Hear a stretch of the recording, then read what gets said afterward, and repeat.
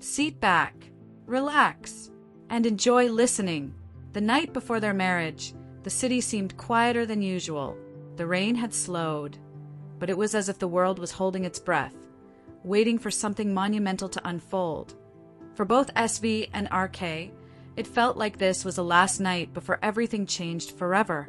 In her room, SV lay wide awake. Every time she tried to close her eyes, RK's face haunted her. From their first meeting to their encounter at the red light earlier that evening, each moment played over and over again in her mind like a broken record. She tossed in frustration, her heart racing, her skin itching with the unbearable tension. "Why him?"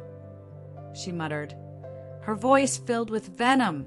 Every time his face appeared in her mind, her anger flared. She shot up from the bed, her chest rising and falling rapidly as if the very thought of RK was suffocating her.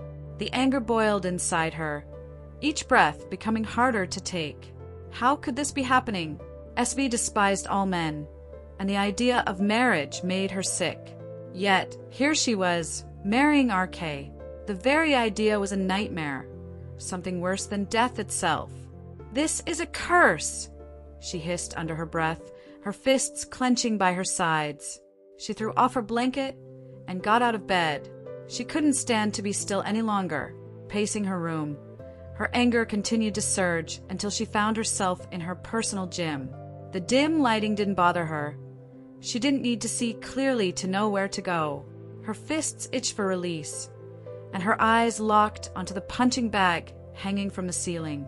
She started hitting it, each punch harder than the last, the sound of her gloves slamming against the leather filling the room. Every strike carried the weight of her frustration, her anger, and her disgust. RK's face kept flashing in her mind, over and over, mocking her. His smug expressions, their arguments, the way he always challenged her. "Why is it always you? RK, I hate you. Hate you more than anything," she screamed internally. Her fists moved faster, harder, each punch more forceful than the last, until her hands were trembling from the sheer force of it. Sweat dripped down her face, her heart raced, but she didn't stop. She couldn't stop. "Don't go that hard on yourself." The voice came suddenly, stopping her in her tracks. SV froze, turning toward the sound. Standing in the corner of the gym was RK, watching her, his voice calm but intrusive, her eyes narrowed, her body trembling with anger as she took a step toward him, her fists still clenched. "Who the hell do you think you are?" she snapped, her voice filled with rage. She moved closer, her words about to cut deeper when she blinked. RK wasn't there. He had never been there. It was just a mirage, a trick her mind played on her because she couldn't stop thinking about him. Her jaw clenched, her anger boiling even more after realizing it was all in her head. "You don't even deserve a second of my thoughts, RK," she growled under her breath, turning back toward the punching bag. She hit it again, harder, faster, refusing to let her frustration subside. "You're not worth it." But then, as her fists met the bag again and again, another image appeared before her. Her mother, lying unconscious on that hospital bed, pale and fragile. The sight of her mother was enough to make her stop. Her hands dropped to her sides as she grabbed the punching bag, holding onto it for support. "It's for you, Mom," she whispered, her voice breaking for just a moment. "I'm doing this for you. If you weren't lying there, I would never marry him. Never." As she clung to the bag, her eyes shut tight. Meanwhile, RK stood by the window in his room, staring out at the dark sky, unable to calm the storm inside him. His mind raced as he tried to make sense of his own decision. Why did I agree to this? Why did I feel so calm after seeing her at the red light? He thought. His thoughts swirled back to their first meeting, every encounter they had, leading up to this night. He couldn't rationalize it. SV saved me, he told himself again and again. That's why I'm marrying her. It was simple, wasn't it? He owed her his life, and this was his way of repaying her. But every time he tried to settle on that explanation, it felt hollow. His sister's words echoed in his mind. SV loves you. RK clenched his jaw, shaking his head as he tried to push the thought away. No, she doesn't. She hates me. I know she does. Her cold face, her ruthless attitude, the way she looked at him with such disdain. Why does this make me restless? He wondered. The scene at the red light flashed before his eyes again. He couldn't shake the feeling that something had changed that moment.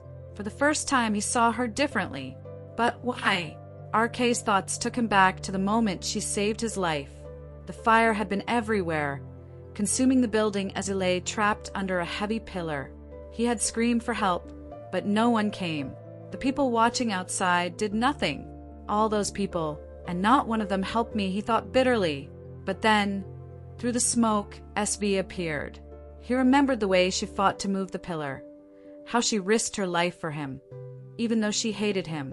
Why did she do that? He asked himself again and again, unable to find an answer. He paced back and forth in his room, his heart racing with confusion.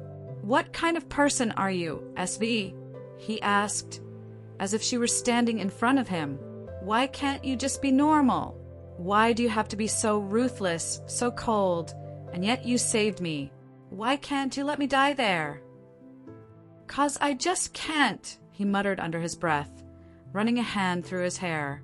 Suddenly RK turned around, and there she was, SV, standing by the door of his room. Her eyes bore into him, cold and unyielding. What are you doing here? At this hour? And why can't you?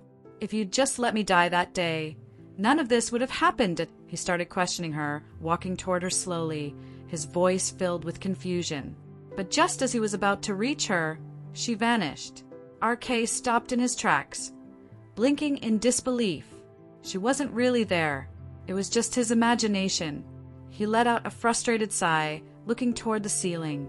Why is this happening? Why can't I rationalize any of this? God, help me.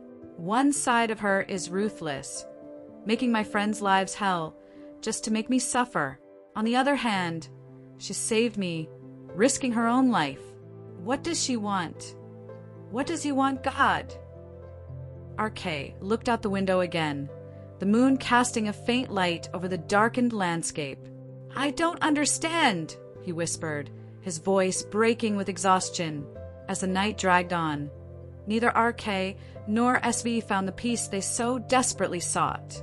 Both were trapped in their thoughts, weighed down by the looming reality of their marriage. For SV, it was a cage she couldn't escape, driven only by her loyalty to her mother. For RK, it was a mystery he couldn't solve, a decision he couldn't rationalize. And yet, as they both stood on the edge of this moment, their lives about to be forever intertwined, neither of them could shake the feeling that something far greater was at play, something beyond hate, beyond reason, something they weren't ready to face.